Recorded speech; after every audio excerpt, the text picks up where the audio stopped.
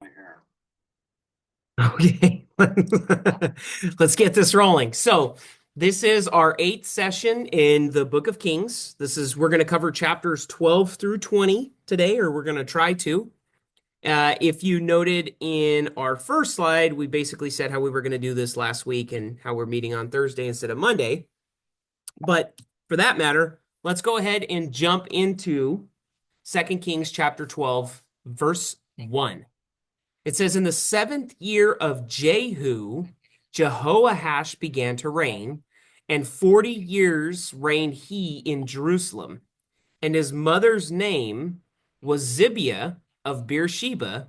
And Jehoahash did that which was right in the sight of the Lord all his days, wherein Jehoiada the priest instructed him. But the high places were not taken away.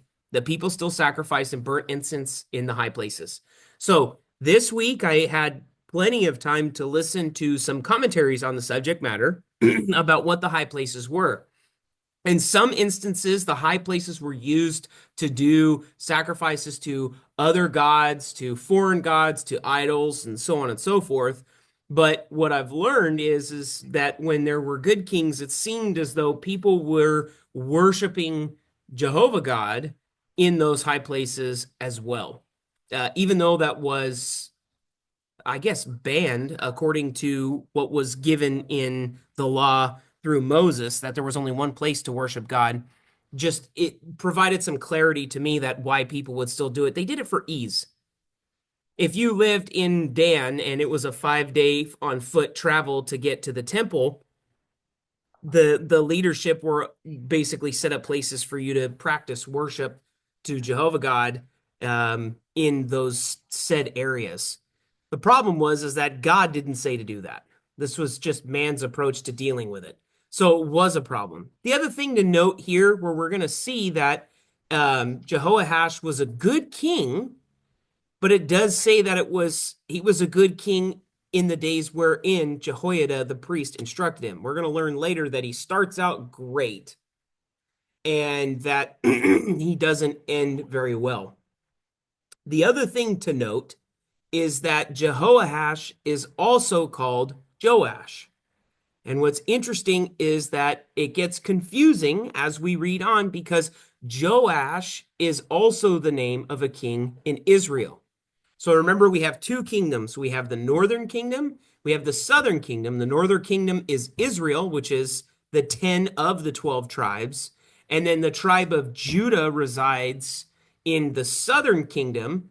And within the tribe of Judah, the southern kingdom, you remember the Levites were the other tribe that didn't get an allotted land, but they were the ones who were in charge of the temple items and worship and sacrifice, et cetera, et cetera. So we're talking about Joash, also known as Jehoash, in the southern kingdom. So if you guys wanted to get a mental picture or a visual aid as to where these locations were, you can see Judah here. And so when we hear about the Edomites attacking or the Moabites attacking or the Philistines attacking, you can see them happening on the left, right, and south. And if we look up a little bit higher, you could see the Phoenicians and the land of Aram. Also, if you note here in Judah, if you look towards the center, you'll notice that that's where Jerusalem is and that's where the temple was located. So this is just kind of a map to give you an idea. Going back to this grid that I found online, we see Joash, the son of Ahaziah, starting out good. Guys, please don't hurt each other. Thank you. Um, and one of the things I did learn about this particular map that I used is one of these timelines was off because it gives us a very specific date where it says, and he reigned 42 years. And so the timeline that we see here is actually less than 40 years. So that I will introduce a new timeline as we go on, just that corrects that one uh, error that whoever made that uh, did at that one point. So let's go ahead and get started in the meat of the text. Verse 4. And Jehoash, also known as Joash, said to the priests, all of the money of the dedicated things that is brought into the house of the Lord, even the money of everyone that passeth the account, the money that every man has set at, let all the money that cometh into Miniam's heart to bring it to the house of the Lord, let the priests take it to them, every man of his acquaintance, and let them repair the breaches of the house, wheresoever any breach shall be found. But it was so that in the 23rd year of King Jehoash, the priests had not repaired the breaches to the house. So, just a real quick heads up here. This young king, which remember, he was about 7 years old when he took the kingship, he's now growing into his age. We see that he's meeting with the priests. He gave a decree. I want you guys to start fixing up the temple because if you remember, his father and I guess grandfather would take away the items of the temple and build these high places and altars to Baal and you name it. But because of Jehoiada, the priest at this time, he made sure all that stuff was just completely wiped out and utter obliterated. This young king recognizes that the temple was in disarray. There's cracks, maintenance hasn't been doing, there's lots of items missing that they stole from it to build these other places. And so it's been put on his heart to fix. But the problem is that it hasn't been done yet. And that's what we're reading here. But it was so that in the 23rd year of King Jehoash, the priests had not repaired the breaches of the house. Then King Jehoash called for Jehoiada the priest and the other priests and said unto them, why repair ye not the breaches of the house? And therefore receive no money of your acquaintance, but deliver it to the breaches of the house. And the priests consented to receive no more money of the people, neither to repair the breaches of the house. But Jehoiada the priest took a chest and bored a hole into the lid of it, and set it beside the altar on the right side, as one cometh into the house of the Lord. And the priests that kept the door put therein all the money that was brought into the house of the Lord. And it was so, when they saw that there was much money in the chest, that the king's scribe and the high priest came up, and they put up in bags, and told the money that was found in the house of the Lord. And they gave the money, being told, into the hands of them that did the work, that had the oversight of the house of the Lord. And they laid it out to the carpenters and builders that wrought upon the house of the Lord, and to the masons and hewers of stone, to buy timber and hewn stone to repair the breaches of the house of the Lord, and for all that was laid out for the house to repair it. Howbeit there was not made for the house of the Lord bowls of silver, snuffers, basins, trumpets, or vessels of gold, or vessels of silver, of the money that was brought into the house of the Lord, but they gave that to the workmen, and repaired therewith the house of the Lord. Moreover, they reckoned not with the men into whose hands they delivered the money, to bestow it on workmen, for they dealt faithfully. The trespass money and the sin money was not brought into the house of the Lord, it was the priests. Then Hazael, king of Syria, went up and fought against Gath, and took it. And Hazael set his face to go up to Jerusalem. And Jehoash, king of Judah, took all the hallowed things that Jehoshaphat and Jehoram and Azahiah his fathers, kings of Judah, had dedicated, and his own hallowed things, and all the gold that was found in the treasures of the house of the Lord, and in the king's house, and sent it to Hazael, king of Syria, and he went away from Jerusalem. So two things are going on here, okay? Interestingly enough, what the king's and Jehoiada, the priest's idea is let's just set up a box outside of the temple so that anytime anyone comes to visit, if they want to donate extra money outside of what they're supposed to give for the census and things like that, we'll just set aside a specific offering to fix God's house. And as such, the people who were assigned the money were so, I guess righteous would be the word for them, that they didn't need to keep an account for it. They knew that they were doing things correctly. So the house of God is being rebuilt, and it's under construction. The breaches and things, as a building has over time, repairs need to be had. That's being done. Interestingly enough, we see that Hazael, the king of Syria, is now on the rampage. He's coming from another kingdom, and he's starting to take over kingdoms in the area. This young king hears about this, so he decides to take all the things that his fathers have, all the things that the vessels and all these things, and just give it to them. and as a almost like a peace offering. Um, I have I have a note here on the side. It says, and so uh I'm not going to add that note. Let's move on. And the rest of the acts of Joash and all that he did, are they not written in the book of the Chronicles of the kings of Judah? And his servants arose and made a conspiracy, and they slew Joash in the house of Milo, which goeth down to Selah. For Josachar, the son of Shimeath, and Jehozabad, the son of Shomer, his servants, smote him, and he died. And they buried him with his fathers in the city of David, and Amaziah his son reigned in his stead. Okay, so few things to note. God promised that David would never cease to reign in the kingdom. And so it's a big deal to always have someone who's of the direct lineage of David. So they could trace them back great, great, great, great, great, great grandfather. It was pretty easy with Solomon because Solomon had 1,000 wives and concubines, right? So he had tons of kids. So it's fairly easy to have a descendant that's still coming from the line of David. But Joash was unique, or Jehoahaz was unique in that his mom, I'm so sorry, not his mom, but his dad's wife, if that makes any sense. Well, let's call her his stepmom, decided to kill all the line and take the throne for herself.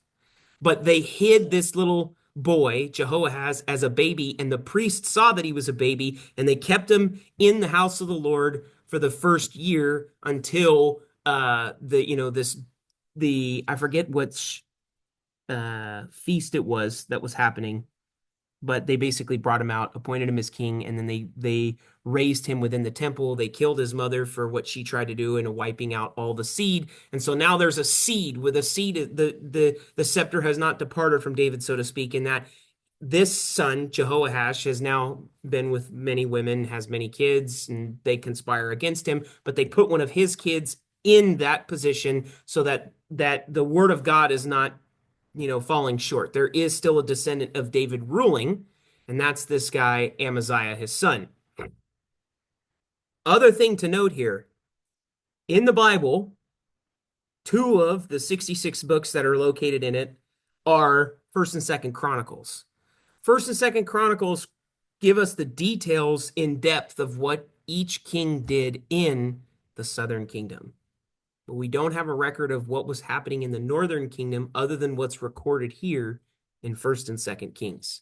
And I've heard pastors basically say it's better that way anyways, because the northerners were such wicked kings to begin with.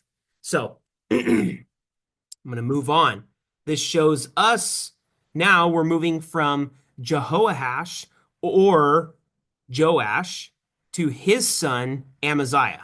We're going to see that he also starts off as a good king, but he ends as an evil king. And to make things a little bit more confusing, we're going to learn about the northern kingdom that has a king named Jehoash. So when we see that overlap, I hope that helps. So, chapter 13. In the 23rd year of Joash, the son of Ahaziah, king of Judah, Jehoahaz, the son of Jehu, began to reign over Israel in Samaria. So, this is the northern kingdom, and reigned 17 years, and he did that which was evil in the sight of the Lord, and followed the sins of Jeroboam, the son of Nebat. Progress. Okay. And followed the sins of Jeroboam, the son of Nebat, which made Israel to sin. I'm getting real. Okay, so I actually have Uncle Charlie in the Zoom meeting if you want to hang up on him, Shelly. It may help with your feedback. All right, perfect.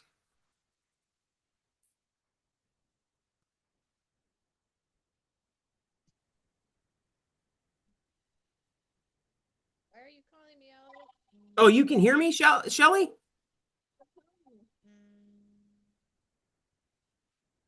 you want to find me? What's that? Why are you calling my phone? Because I thought you couldn't hear me. I can hear you. I'm in the meeting. Oh, I can okay. hear you from my phone. Okay. It's not working from my laptop. Okay, I'm sorry. No, it's okay. Alrighty, right. Okay, guys, now that we've all got it figured out,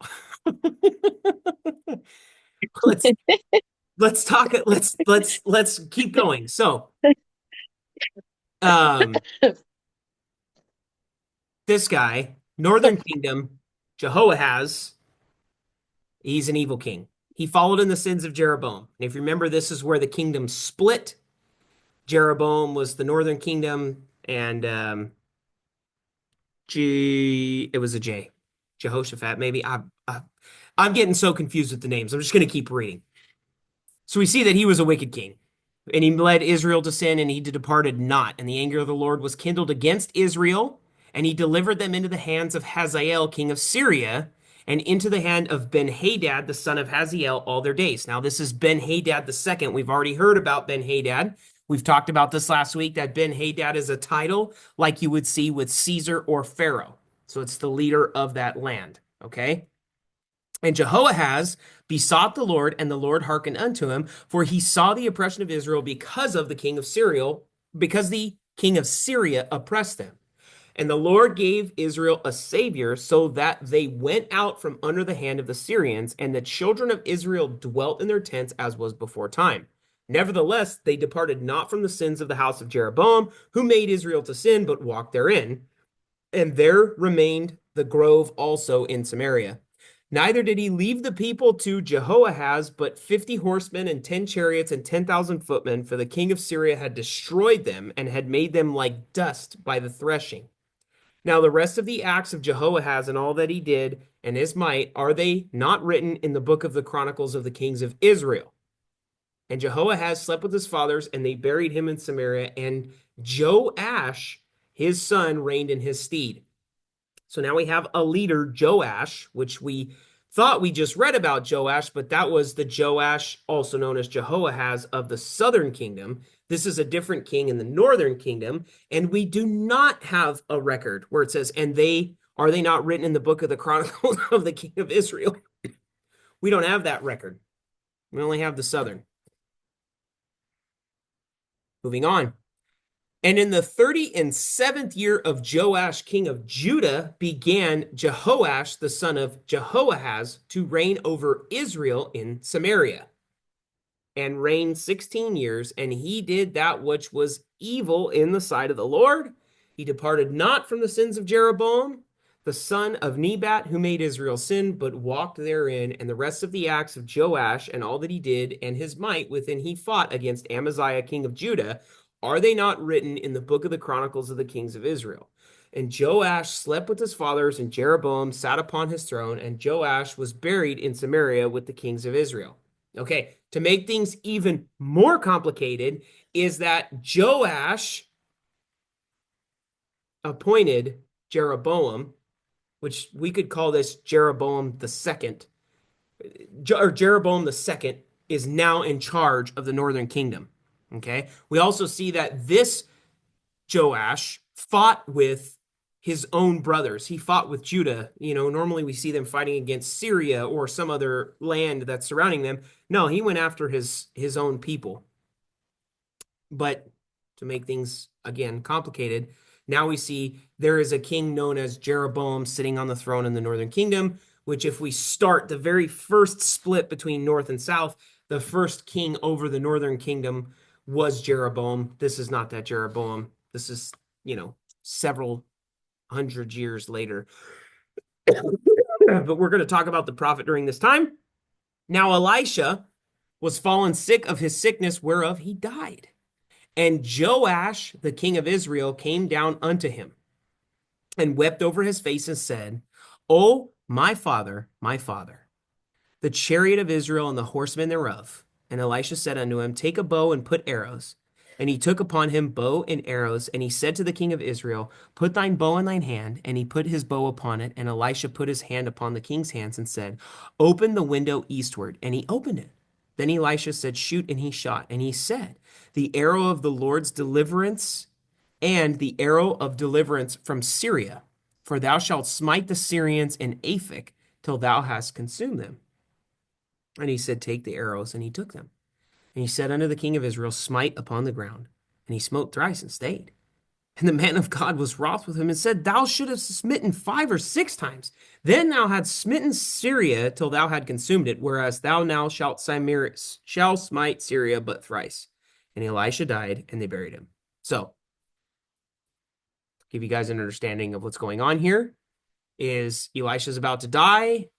The king of Israel, which is the northern kingdom, hears about this. This is Joash, runs to him, and is essentially saying, we know that the power of Israel is coming through you, but not through me. That's what he means by he says that, you're the chariot of Israel and the horsemen thereof. The strength of Israel lies on the prophet. Okay? And the prophet tells him to do something. He tells him to open up the window and shoot an arrow. And because he shoots to the east, that's where Syria is at. He's basically saying that you're going to strike Syria in this direction. Then he tells him to take I believe it's called a quiver, but it's the basket that holds the bows for the bow and arrows. And he tells him to strike it on the ground. And the king basically strikes it 3 times, 1, 2, 3. And Elisha he's like, why wouldn't you do it 5 or 6 times? But because you only did it 3 times, you're only going to defeat them 3 times in battle. And after he finishes saying this, he dies and they bury him. So we're going to get into, there's now there's an expanse that's going to take place between that verse and this one. So we read now, and the bands of the Moabites invaded the land at the coming in of the year. And it came to pass, as they were burying a man, that behold, they spied a band of men. So, just so we're on the same page here, this is a different time. They're actually at the grave of Elisha. They're let's just say they're at a cemetery. I'll give you guys an analogy. They know that they're getting invaded by the Moabites. They're walking a dead body out to the cemetery to bury someone. While they're at the cemetery, they see that there's a band of raiders coming their way. So instead of digging a plot like they should, and it was customary at the time, they just open up the grave of someone and throw the man down into the same grave as this other person, right? Well, what they do is they drop the man down into the grave of Elisha, the prophet, who was dead, right? He was buried earlier in the year. That's where we see this time expanse. And this is where this is really interesting. It's really weird. It says, and it came to pass as they were burying a man that behold, they spied a band of men, and they cast the man into the sepulchre of Elisha. And then when the man was let down and touched the bones of Elisha, that he revived and stood to his feet. So it's just, they have this record of this man who was dead. They take his body and they drop it into this grave of Elisha, and he immediately returns back to himself. He's revived. That's crazy. It's crazy, right?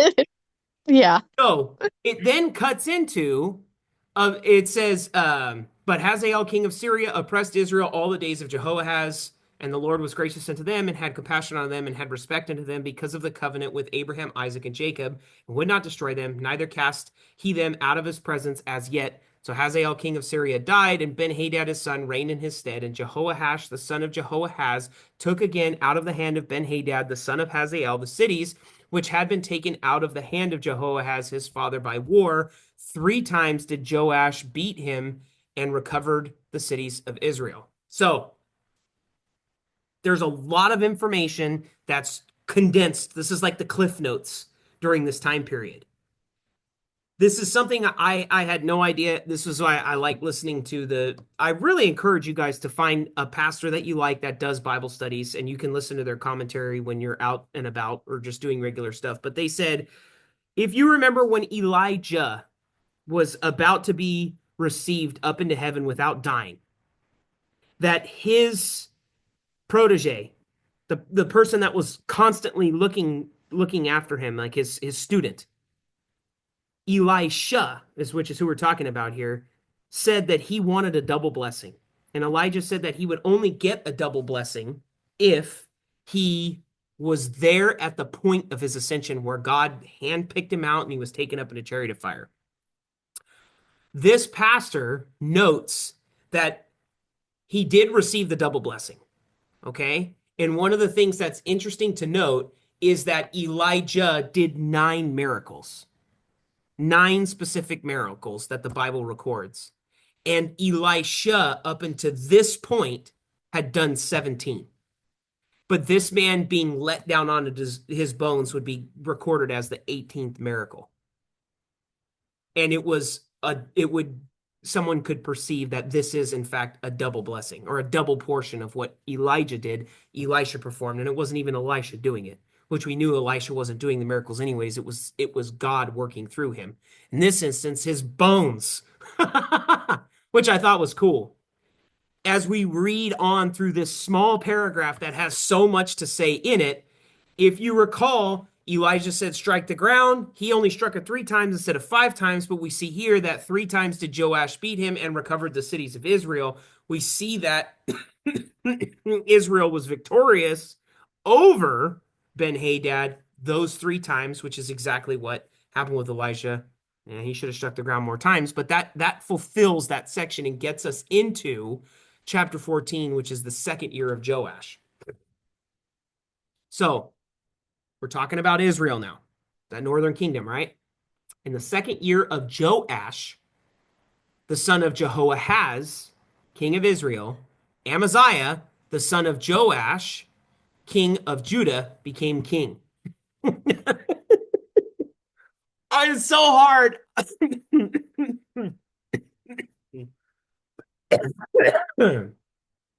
So you guys see we have 2 separate kings here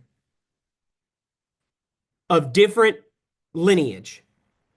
We see Amaziah is king of Judah and Joash is the king of Israel. But Amaziah is the son of Joash, but it's not the Joash, the son of Jehoahaz. It's the Joash of... Okay. All I need you to know is that there's 2 separate kings right here. We're seeing that Joash is reigning in Israel and Amaziah is reigning in Judah. So, he was 25 years old, this is Amaziah, when he became king, and he reigned 29 years in Jerusalem. His mother's name was Jehoiakim of Jerusalem, and he did what was right in the sight of the Lord, yet not like his father David. He did everything as his father Joash had done. However, the high places were not taken away, and the people still sacrificed and burned incense on the high places. Now it happened as soon as the kingdom was established in his hand that he executed his servants who had murdered his father the king. But the children of the murderers he did not execute, according to what is written in the book of the law of Moses, in which the Lord commanded, saying, fathers shall not be put to death for their children, nor shall children be put to death for their fathers. But a person shall be put to death for his own sin. He killed 10,000 Edomites in the Valley of Salt and took Selah by war and called its name Joktheel to this day. Now, I also learned in this study that I was listening to is when it says to this day, it's not saying forever. It's saying to the day of this writing. So the recollection of him being king in this area at this time was this name for this land at that moment and period in time. So then Amaziah sent messengers to Jehoash, the son of Jehoahaz, the son of Jehu, king of Israel, saying, come, let us face one another in battle. And Jehoash, king of Israel, sent to Amaziah, king of Judah, saying, the thistle that was in Lebanon sent to the cedar that was in Lebanon, saying, give your daughter to my son as wife. And a wild beast that was in Lebanon passed by and trampled the thistle. You have indeed defeated Edom, and your heart has lifted you up. Glory in that, and stay at home. For why should you meddle with trouble so that you fall? And you and Judah with you. So do you see the warning that's given here? The other king is saying, dude, you did a good job in Edom. Not gonna lie. But this is tiny in comparison to what the northern kingdom is. For 10 tribes, you're one. You really want to get trampled. Why don't you just enjoy and stay at home and enjoy your win that you have? We see this, but Amaziah would not heed. Therefore, Jehoash, king of Israel, went out. So he and Amaziah, king of Judah, faced one another at Beth Shemesh, which belongs to Judah. and Judah was defeated by Israel, and every man fled to his tent. Then Jehoash, king of Israel, captured Amaziah, king of Judah, the son of Jehoash, the son of Amaziah, at Beth Shemesh. And he went to Jerusalem and broke down the wall of Jerusalem from the gate of Ephraim to the corner gate, 400 cubits. And he took all the gold and silver, all the articles that were found in the house of the Lord and the treasuries of the king's house, and hostages, and returned to Samaria. Now the rest of the acts of Jehoash, which he did, his might, and how he fought with Amaziah, king of Judah, are they not written in the book of the Chronicles of the kings of Israel? So Jehoash rested with his fathers and was buried in Samaria with the kings of Israel. Then Jeroboam, his son, reigned in his place. Remember, this isn't that Jeroboam the first, this is the second. Amaziah, the son of Joash, king of Judah, lived 15 years after the death of Jehoash, the son of Jehoahaz, king of Israel. Now the rest of the acts of Amaziah, are they not written in the book of the Chronicles of the king of Judah? And they formed a conspiracy against him in Jerusalem, and he fled to Lachish, but they sent after him to Lachish and killed him there. They brought him on horses and buried him at Jerusalem with his fathers in the city of David. And all the people of Judah took Azariah, who was 16 years old, and made him king instead of his father, Amaziah. He built Elath and restored it to Judah after the king rested with his fathers. In the 15th year of Amaziah, the son of Joash, king of Judah, Jeroboam, the son of Joash, king of Israel, became king in Samaria. He did not depart, and he did evil in the sight of the Lord. He did not depart from all the sins of Jeroboam, the son of Nebat, who made Israel sin. He restored the territory of Israel from the entrance of Hamath to the sea of Arabah, according to the word of the Lord God of Israel, which he had spoken through his servant Jonah to the son of Amittai, the prophet who was from Gath-hepher. For the Lord saw that the affliction of Israel was very bitter, and whether bond or free, there was no helper for Israel, and the Lord did not say that he would blot out the name of Israel from under heaven, but he saved them by the hand of Jeroboam the son of Joash. Now the rest of the acts of Jeroboam and all that he did, his might, how he made war, and how he recaptured for Israel from Damascus to Hamath, what had belonged to Judah, are they not written in the book of the Chronicles of the kings of Israel? So Jeroboam rested with his fathers, the kings of Israel. Then Zechariah, his son, reigned in his place. So on the left, we have Judah, southern kingdom. On the right, Israel, northern kingdom. We're going to see rapid changes here because the northern kingdom is deteriorating fast. If you noticed, evil, evil, evil, evil, bad kings, bad kings, bad kings, we're going to see what happens. So in the 27th year of Jeroboam, king of Israel, Azariah, the son of Amaziah, king of Judah, became king.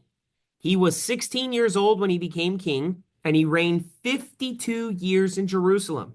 His mother's name was Jecholiah of Jerusalem, and he did what was right in the sight of the Lord, according to all that his father Amaziah had done, except that the high places were not removed. The people still sacrificed and burned incense on the high places. Then the Lord struck the king so that he was a leper until the day of his death. So he dwelt in an isolated house. And Jotham, the king's son, was over the royal house, judging the people of the land. Now the rest of the acts of Azariah and all that he did, are they not written in the book of the Chronicles of the kings of Judah? So Azariah rested with his fathers, and they buried him with his fathers in the city of David. Then Jotham reigned in his place. So now we transition to a new timeline. And the reason that we're transitioning, because if you looked before, the Amaziah and Azariah did not account for that 52-year timeline. This one is now accurate. And what I like about this one is it also shows you who the prophets were during that time period. So we've already read the book of Isaiah, and we've already read the book of Hosea. So these were the prophets that were assigned to these kings by God during this timeline. And if we look back a little bit, you look a little up to the left, you see Elijah, Elisha, and then Jonah. And yes, that is the same Jonah, the one that went to Nineveh, etc., etc. So we're going to read about these kings. And you note that if you look at on the left-hand side of the northern tribes, these time periods are going to get really small. So In the 38th year of Azariah, king of Judah, Zechariah, the son of Jeroboam, reigned over Israel in Samaria 6 months. And he did evil in the sight of the Lord, as his fathers had done. He did not depart from the sins of Jeroboam, the son of Nebat, who made Israel sin. Then Shallum, the son of Jabesh, conspired against him and struck and killed him in front of the people, and he reigned in his place. Now the rest of the acts of Zechariah indeed are written in the book of the Chronicles of the Kings of Israel. This was the word of the Lord which he spoke to Jehu, saying, your son shall sit on the throne of Israel to the 4th generation. And so it was, that Shallum, the son of Jabesh, became king in the 39th year of Uzziah, king of Judah. And he reigned a full month in Samaria. For Menahem, the son of Gedai, went up from Tirzah, came to Samaria, and struck Shallum, the son of Jabesh, in Samaria, and killed him. And he reigned in his place. Now the rest of the acts of Shallum and the conspiracy which he led, indeed, they are written in the book of the Chronicles of the Kings of Israel. Then from Tirzah, Menahem attacked Tibshah, all who were there, and its territory. Because they did not surrender, therefore he attacked it. All the women there who were with child he ripped open. In the 39th year of Azariah, king of Judah, Menahem, the son of Gadai, became king over Israel and reigned 10 years in Samaria. And he did evil in the sight of the Lord. He did not depart all his days from the sins of Jeroboam, the son of Nebat, who made Israel to sin. Pul, king of Assyria, came against the land, and Menahem gave Pul 1,000 talents of silver, that his hand might be with him to strengthen the kingdom under his control. And Menahem exacted the money from Israel, from all the very wealthy, from each man 50 shekels of silver, to give to the king of Assyria. So the king of Assyria turned back and did not stay there in the land. Now the rest of the acts of Menahem and all that he did, are they not written in the book of the Chronicles of the Kings of Israel? So Menahem rested with his fathers. Then Pekahiah, his son, reigned in his place. So I'm going to go back to this slide here. You'll notice Zechariah, Shallum, Menahem, and then Pekahiah. So we see these short. So we had a 6-month reign. We had a 1-month reign. And then I think it was a 1-year period. And it was just rapid succession through these kings. And they are wicked. They're cutting cutting women open that were with child and ripping the babies out. They're horrible kings. Okay. Or that one king was. In the 50th year of Azariah, king of Judah, Pekahiah, the son of Menahem, became king over Israel and Samaria, and he reigned 2 years. And he did evil in the sight of the Lord. He did not depart from the sins of Jeroboam, the son of Nebat, who made Israel sin. Then Pekah, the son of Remaliah, an officer of his, conspired against him and killed him in Samaria, in the citadel of the king's house, along with Argob and Ariah, and with him were 50 men of Gilead. He killed him and reigned in his place. Now the rest of the acts of Pekahiah and all that he did, indeed, are they written in the book of the Chronicles of the Kings of Israel. In the 52nd year of Azariah, king of Judah, Pekah, the son of Remaliah, became king over Israel and Samaria and reigned 20 years. And he did evil in the sight of the Lord. He did not depart from the sins of Jeroboam, the son of Nebat, who made Israel sin. In the days of Pekah, king of Israel, Tiglath-Pileser, king of Assyria, came and took Jon, Abel, Mathmachah, Genoah, Kedesh, Hazor, Gilead, and Galilee, all the land of Naphtali, and he carried them captive to Assyria. Then Hoshea, the son of Elah, led a conspiracy against Pekah, the son of Remaliah, and struck and killed him. So he reigned in his place in the 20th year of Jotham, the son of Uzziah. Now the rest of the acts of Pekah and all that he did, indeed, are they written in the book of the Chronicles of the Kings of Israel. In the 2nd year of Pekah, the son of Remaliah, king of Israel, Jotham, the son of Uzziah, king of Judah, began to reign. He was 25 years old when he became king, and he reigned 16 years in Jerusalem. His mother's name was Jerusha, the daughter of Zadok. And he did what was right in the sight of the Lord. He did according to all that his father Uzziah had done. However, the high places were not removed. The people still sacrificed and burned incense on the high places. He built the upper gate of the house of the Lord Now, the rest of the acts of Jotham and all that he did, are they not written in the book of the Chronicles of the kings of Judah? In those days, the Lord began to send Rezin, king of Syria, and Pekah, the son of Remaliah, against Judah. So Jotham rested with his fathers and was buried with his fathers in the city of David. Then Ahaz, his son, began to reign in his place. Chapter 16. In the 17th year of Pekah, the son of Remaliah, Ahaz, the son of Jotham, king of Judah, began to reign. Ahaz was 20 years old when he became king, and he reigned 16 years in Jerusalem, and he did not do what was right in the sight of the Lord his God, as his father David had done. But he walked in the ways of the kings of Israel. Indeed, he made his sons pass through the fire. Do you guys remember what that was?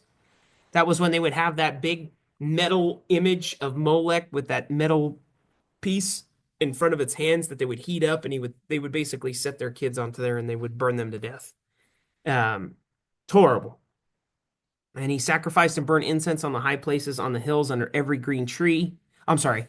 Indeed, he made his sons pass through the fire according to the abominations of the nations whom the Lord had cast out from before the children of Israel. And he sacrificed and burned incense on the high places, on the high hills, and under every green tree. Then Rezin, king of Syria, and Pekah, the son of Remaliah, king of Israel, came up to Jerusalem to make war, and they besieged Ahaz, but could not overcome him. At that time, Rezin, king of Syria, captured Elath for Syria and drove the men of Judah from Elath. Then the Edomites went to Elath and dwell there to this day. So Ahaz sent messengers to Tiglath-Pileser, king of Syria, saying, I am your servant and your son. Come up and save me from the hand of the king of Syria and from the hand of the king of Israel, who rise up against thee. And Ahaz took the silver and gold that was in the house of the Lord and in the treasures of the king's house and sent it as a present to the king of Assyria. So the king of Assyria heeded him, for the king of Assyria went up against Damascus and took it, carried its people captive to Kir, and killed Rezin. Now King Ahaz went to Damascus to meet Tiglath-Pileser, king of Assyria, and saw an altar that was at Damascus. King Ahaz sent up to Urijah the priest the design of the altar and its pattern according to all its workmanship. Then Urijah the priest built an altar according to all that King Ahaz had sent from Damascus. So Urijah the priest made it before King Ahaz and came back from Damascus. So we see Azariah on the right and Jotham. We're talking about Jotham and Ahaz. That line should be down a little bit further. I don't know why that moved like that. And we see that we're dealing with Pekah at the very tail end of the northern tribe. So, and when the king came back from Damascus, the king saw the altar, and the king approached the altar and made offerings on it.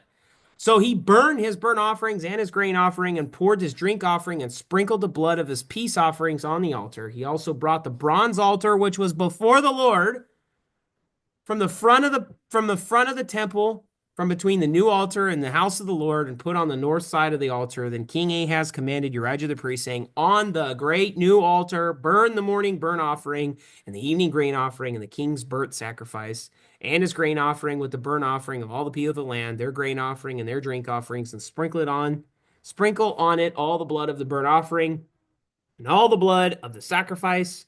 And the bronze altar shall be for me to inquire by. Thus Urijah the priest, according to all that King Ahaz commanded, and King Ahaz cut off the panels of the carts and removed the lavens from them, and he took down the sea from the bronze oxen that were under it and put it on a pavement of stones. He also removed the Sabbath pavilion for which they had built in the temple, and he removed the king's outer entrance from the house of the Lord on account of the king of Assyria. Now the rest of the acts of Ahaz which he did, are they not written in the book of the Chronicles of the kings of Judah? So Ahaz rested with his father and was buried with his fathers in the city of David. Then Hezekiah, his son, rested in his place. So we see Ahaz, and Ahaz was a terrible king. And this is a king of Judah, guys.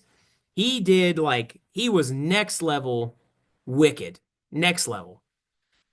And as much as I'd like to keep going, I'm going to shut us off there because it's now 6 o'clock, and we set aside an hour for this each week. I wanted to get to chapter 20, but that's not going to happen. So ending on 17, let's plan